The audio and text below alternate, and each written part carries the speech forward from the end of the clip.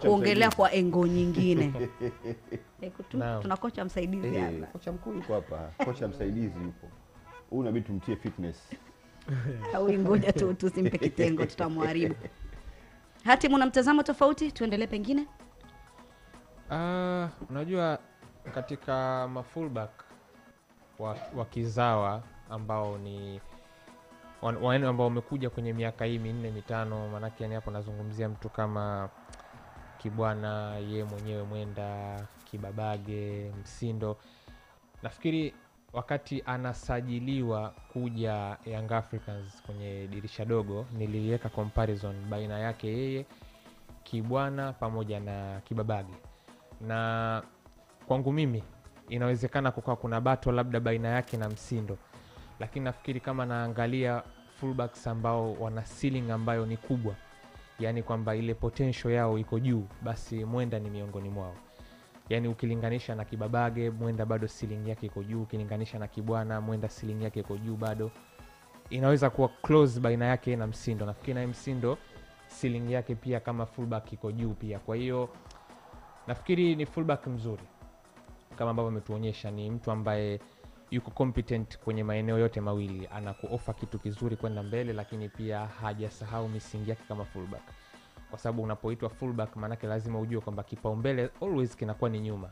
Ndio msingi wenyewe, sababu wewe mwenyewe unaunda sehemu ya mstari wa nyuma kabisa, lakini unamwona ni mtu mbele anakupa kitu, nyuma anakupa kitu pia. Na hata ukilinganisha na wenzie pia ambao niliwahi kuwafanyia comparison, ye hakupata muda mwingi wa kucheza, lakini ufanisi wake ulikuwa zaidi ya hao, hasa kwenda mbele. Ulikuwa unamwona yuko more productive, licha kwamba dakika ambazo amepata yeye kabla ya kuja Young Africans dhidi ya mtu kama Kibwana na Kibabage zilikuwa chache. Lakini alikuwa mzuri zaidi kwenye kile ambacho alitakiwa kukifanya uwanjani. Kwa hiyo ni fullback mzuri, anaweza kupiga set piece vizuri, anaweza kuiona cross vizuri, ana defend vizuri.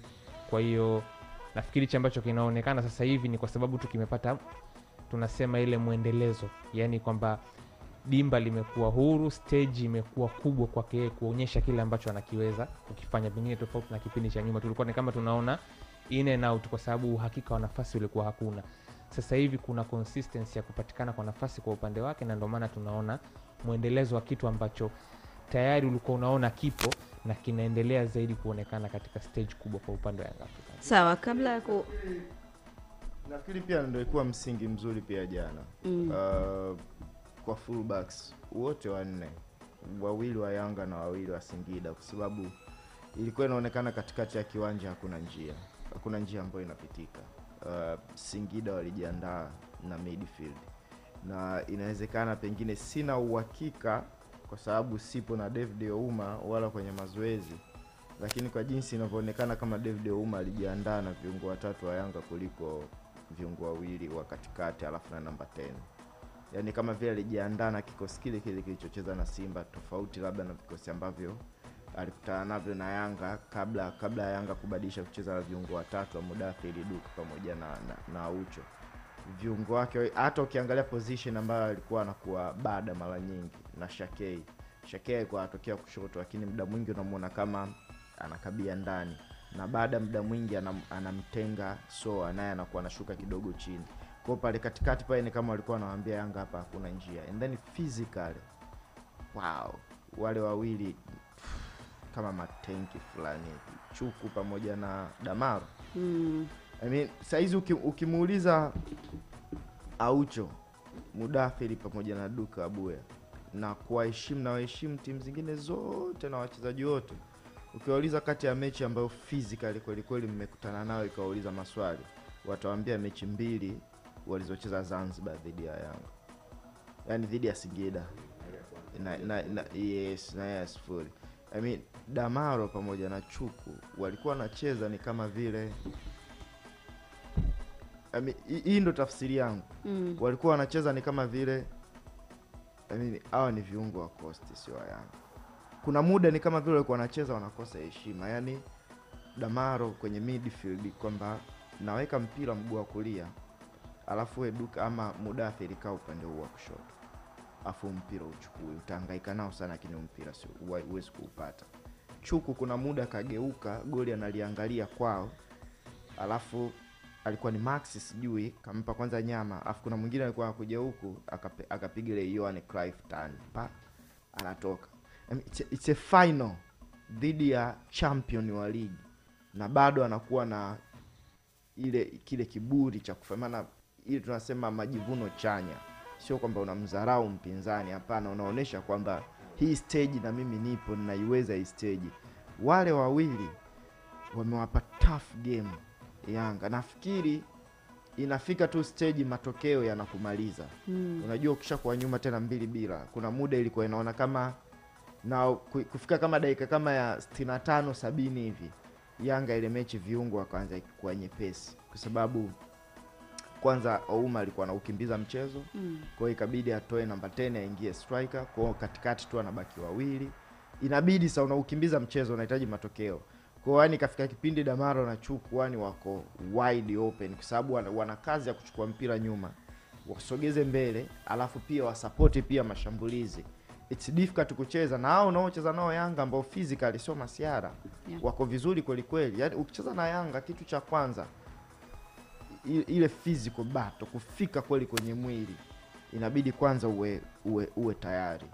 Usipokuwa tayari pale, basi kwenye hiyo mechi utakuwa unachelewa katika kila action utakuwa unajisi vile unachelewa. Kwa inabidi kwanza uwa mechi, na ndio maana hata first half yani ilikuwa timu moja ikipiga pasi 2 3 4 tayari mpira umepotea, either kwa faulo mtu kacheza, ama tayari wamegongana, watu wamechukua mpira wamerudisha kwenye himaya yao, na huyu anayerudisha akikaa nao siji sekunde 2 3 mpira umeondoka hasa dakika 20 za mwanzo. Exactly. Kwa hiyo yani ilikuwa ni bato baada ya bato. Wale wawili hawakuwa na ile haya ya kusema kuwaheshimu, waliwaheshimu kwa sababu walikuwa wanajua wakisinzia wanaweza kufungwa goli, lakini kama ile kwamba hii stage na mimi nipo ninaweza nikacheza.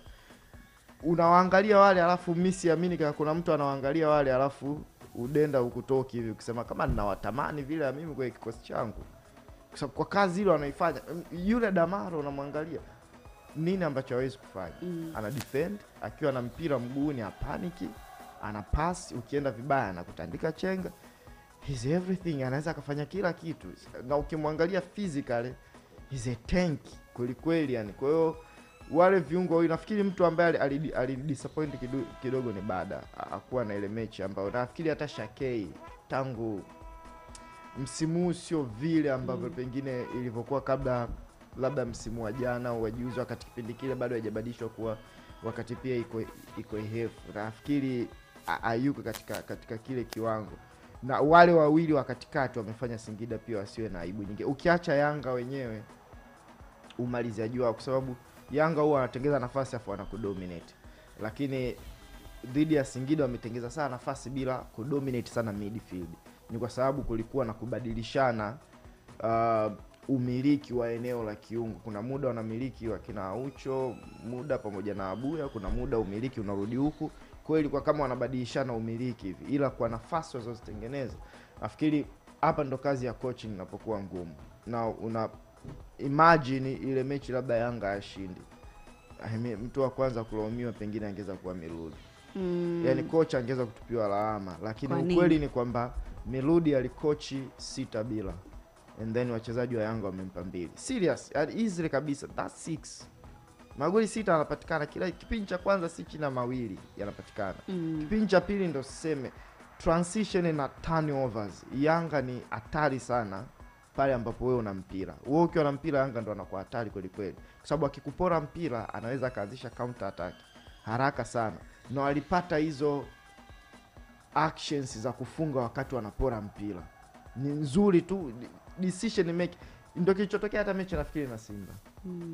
Mtu kama kuangalia mechi ya Simba dhidi ya Simba na ajiangalia mechi ya jana, afu kimpa matokeo ya 2-2 anaweza akahisi mechi ilikuwa very close kweli kweli, yani tight, yani nginja.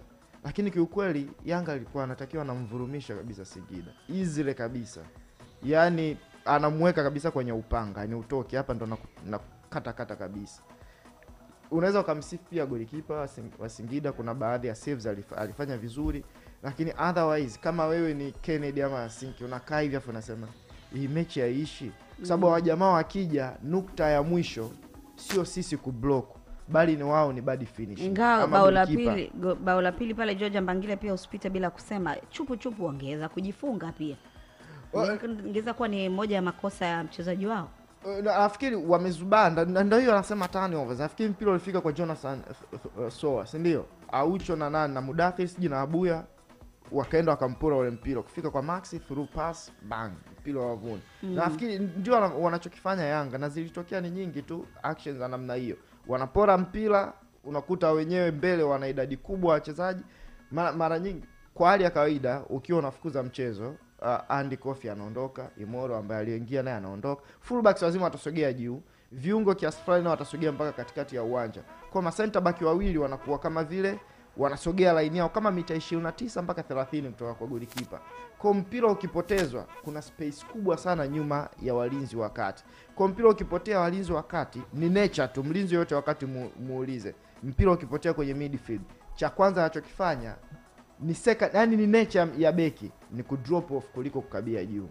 Kwa wakati wanajiandaa ku drop off kuna space pia kubwa mbele yao. Kwa ukiwa Kennedy na Asingi mnajiangalia hivi, oe kuna space mbele yetu, kuna space nyuma yetu, tunafanyaje? Kwa mnajikuta hii tunasema no man's land. Yaani mnajikuta sehemu ambayo hamwezi kuathiri mchezo nyuma yenu wala mbele yenu. Kwa mnachofanya ni nini? Mnaomba mpinzani awe na bad decision. Na ndicho ambacho mara kadhaa wachezaji wa Yanga walikuwa na bad decision. Yaani kama chance ya Pacome, ni kama vile alikuwa anajua anao muda wote duniani. Baada yani of course alimtisha vizuri golikipa, akampa godoro fresh. And then akahisi kama ana muda wote duniani. Kumbe kuna mtu anakuja kuzuia. Kwa easily yani Yanga tena bora kipindi cha kwanza. Cha pili Yanga alikuwa anafunga magoli 3 clean kabisa. Kwa ni na uzuri pia inatokea mwisho wa msimu. Yeah. Kama hii issue ingekuwa inatokea mwanzo wa msimu nini hivi, I mean kocha angekuwa concern sana kwamba inawezekanaje tena bila kukosea heshima hizi mechi mbili zao za mwisho hawajacheza na Ken Gold sijui Kagera wa nini. Wamecheza na timu ambazo kweli zinajiweza, alafu Miludi akikaa pale na analyst wake akimpa ile takwimu ya XG, expected goals, akikafa anaona kirahisi sana katika hizi mechi mbili ilitakiwa at least tumevuna magoli 10 easily kama nakosea 2 games. Afa akiona anaona kuna how many 4 goals mangapi, kwa sababu wamefunga mawili dhidi ya Singida, mawili dhidi ya Simba, magoli 4. Na wakati akiangalia expected goals, unajua kuna zile sio tu, unajua kuna ile expected goal afu kuna BCM, big chances miss, chance ambazo kubwa pia wamezimiss. Unaweza kusema wow hizi ni kubwa. Unajua kuna zile nafasi unasema pengine hii alihitaji mtu kufanya zaidi, lakini kuna zile ambazo hii ni chance kubwa inatakiwa ifungwe. Kwa ukiangalia idadi ya nafasi kubwa alizozikosa ni positive pia upande mwingine, kwamba tunatengeneza a lot of chances katika mechi ambazo ni kubwa ngumu. Hii kwangu mimi ni positive kubwa sana kwa Yanga. Mechi kubwa ngumu watengeneza nafasi nyingi mno. I mean hii yani kwa hali ya kawaida yani nature tu ya football haipaswi kuwa hivyo. Yani katika mechi zidi ya wapinzani wakubwa, big games zinazoamua matokeo, taswira yoyote, afu bado watengeneza idadi kubwa ya nafasi. Hiyo ni positive kubwa sana ambayo kocha anachukua, anaondoka nayo kwenda kuiboresha, kwa sababu ipo siku hata wapinzani pia nao inabidi muda mwingine yani waone isiwe mazoea, kwa sababu ipo siku hawatakuwa kila siku wanakosa hizi nafasi. Kuna siku imipira itaingia wavuni, alafu wapinzani sasa wataanza kutafuta mchawi sasa. Nani kachukua hela? Sijui nani ni vipi. Nani? Hivi sasa hivi ni kwa sababu hizo mechi zimeishia 2-2 hizi. Unaona kama imekuwa ni normal. Lakini kirahisi kuna watu wawili wangekuwa wamekula mkono hapa, alafu tungeanza sasa story zetu zile. Kuna watu wamehujumu, sijui watu wamechukua hela, lakini ukweli ni kwamba Yanga anatengeneza plenty of chances. Pia ni